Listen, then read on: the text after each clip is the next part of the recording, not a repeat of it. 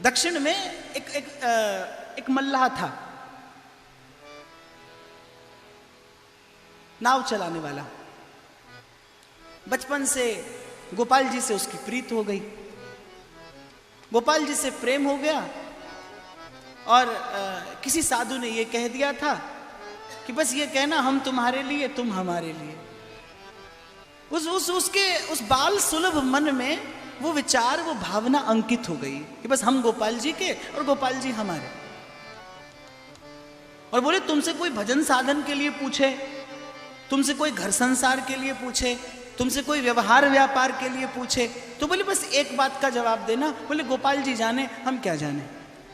बोले बस गोपाल जी जाने हम क्या जाने। अब उसने तो यही मंत्र रट लिया, जो कोई पूछे बोले गोपाल जी जाने हम क्या जाने। अब उसके बालक बड़े हुए, एक कन्या दो पुत्र थे। कन्या के विवाह का प्रश्न उपस्थित हुआ तो पुत्रों से मिलकर उसने कहा कि नगर सेठ से थोड़ा सा धन लेकर और कन्या का विवाह करते हैं और फिर परिश्रम करके धन अर्जित करेंगे, सेठ का धन लौटा देंगे। पढ़ा लिखा था नहीं, सेठ से धन लेकर कन्या का विवाह कर दिया और पुत्रों के साथ मिलकर परिश्रम किया, धन अर्जित किया और सेठ का धन लौटा दिया। जिस दिन सेठ जी को धन लौटाने के लिए दिया, सेठ जी को रसीद देनी थी। सेठ जी ने देखा कि पढ़ा लिखा तो है नहीं। अब व्यापारियों की चालाकी तो आप जानते ही हो, तो उसने कहा पढ़ा लिखा तो है नहीं। उसने झूठी रसीद बनाकर दे दी, रसीद पर कुछ और लिखा और दे दिया और सच्ची रसीद अपने पास में रख ली। और कुछ दिनों के बाद उस मल्लाह पर मुकदमा कर दिया कि इसने मेरा धन नहीं लौटाया। अब जब जज के सामने उपस्थित हुए तो उसने कहा कि तुमने रुपया नहीं लौटाया। बोले हुजूर मैंने रुपया लौटाया। बोले जब तुमने रुपया लौटाया तो कोई था वहां। बोले हाँ हमारे गोपाल जी थे, क्योंकि हम तो जहां जाते हैं उन्हीं को संग लेकर जाते हैं। बोले रसीद कहाँ है। बोले ये माई बाप ये रसीद है। अब रसीद देखी तो रसीद पर तो कुछ लिखा था नहीं, रुपए की देनदारी संबंधित कोई बात नहीं लिखी थी। तो जज ने कहा कि ये तो रसीद ठीक नहीं है, कोई और रसीद होगी। बोले हमारे पास तो यही है, अब असली रसीद के बारे में गोपाल जी जाने हम क्या जाने। तो बोले कौन है ये गोपाल जी। तो बोले हम उनके हैं वो हमारे हैं। तो बोले कहाँ रहते हैं। बोले जहां हम रहते हैं। बोले तुम कहाँ रहते हो। बोले जहां गोपाल जी रहते हैं। अब जज समझ गया, लेकिन कहते हैं सच्चाई की अपनी एक चमक होती है, सत्य का अपना एक आभा मंडल होता है। जज संस्कारी था, वो उसको विचार करना पड़ा कि ये व्यक्ति झूठ तो नहीं कह रहा है, कोई ना कोई रहस्य तो है। तो जज ने क्या किया, जज ने कहा कि जो इस लेन देनदारी के गवाह है उन गोपाल जी को बुलाया जाए। जज ने गोपाल जी के नाम के सम्मन जारी कर दिए। अब जो सम्मन ले जाने वाला था वो पूरे गांव में डोल रहा है। बोले गोपाल जी कहाँ रहते हैं, गोपाल जी कहाँ रहते हैं। बोले क्यों, उनके नाम के सम्मन है। गांव में एक ही गोपाल जी का मंदिर था। अब मंदिर के पास जब वो पहुंचा, कचहरी का आदमी, पुजारी समझ गया। पुजारी को ये सब घटना मालूम थी। तो उसने कहा हाँ भैया यहीं आओ, यहीं रहते हैं गोपाल जी। और पुजारी ने भगवान के नाम से दस्तखत करके और सम्मन ले लिए और भीतर जाकर भगवान के चरणों में सम्मन धरकर कहा, बोले प्रभु आपके लिए सुंदर वस्त्र आभूषण आते रहे, आज ये बड़ी विचित्र भेंट आई है, स्वीकार कर लेना। पुजारी ने तारीख देखी कि कौन सी तारीख पड़ी है, और जो तारीख पड़ी थी पुजारी ने उस दिन भगवान का सुंदर श्रृंगार किया और हाथ जोड़कर कहा, प्रभु आपके अतिरिक्त तो उसका कोई नहीं है, इसलिए जाइएगा जरूर।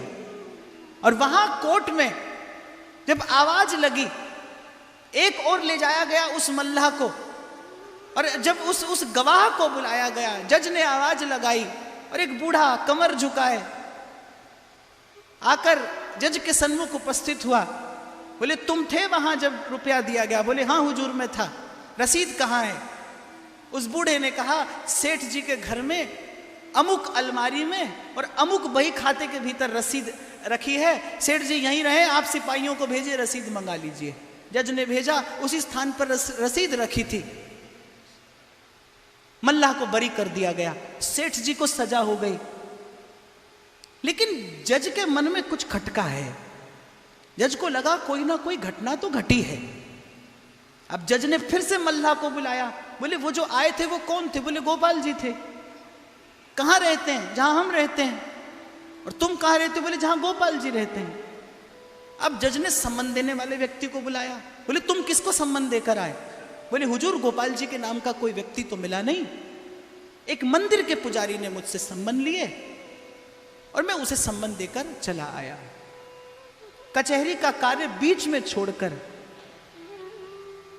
और जज साहब घर पहुंचे और कमरा बंद कर कर फूट फूट कर रोए। किसी ने आकर पूछा हुआ क्या? जज साहब ने सारी घटना बताई। तो कहा फिर रोते क्यों हैं? प्रसन्न होइए, आपको तो भगवान का दर्शन हुआ। पर जज साहब कहते रोने का कारण कुछ और है। बोले सो क्या? सुख सारद नारद शेष महेश दिनेश के ध्यान ना आते रहे। बोले जो कभी इनके ध्यान में भी नहीं आते। शुक शारद नारद शेष दिनेश महेश के ध्यान ना आते रहे।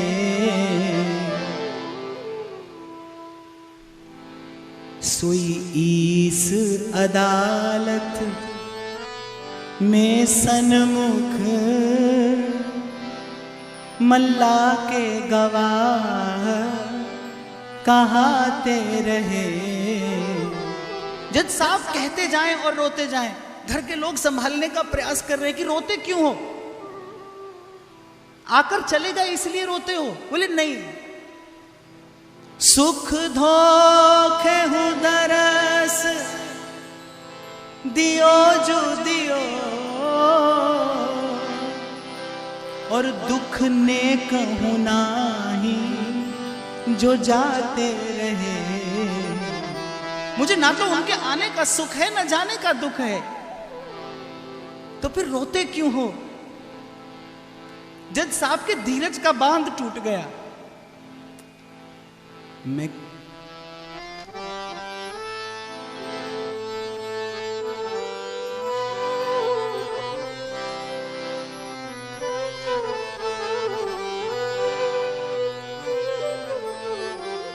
सुख धोखे हूं दरस दियो जो दियो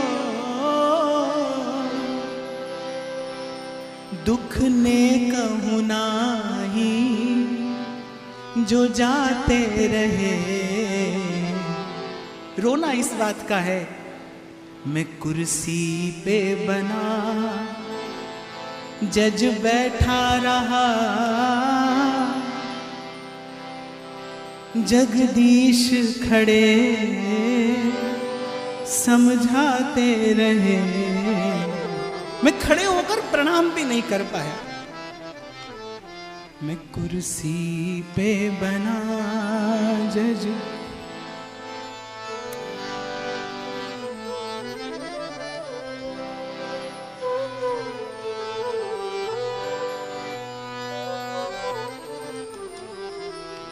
उसी दिन से नौकरी छोड़ी, वृंदावन धाम आ गए।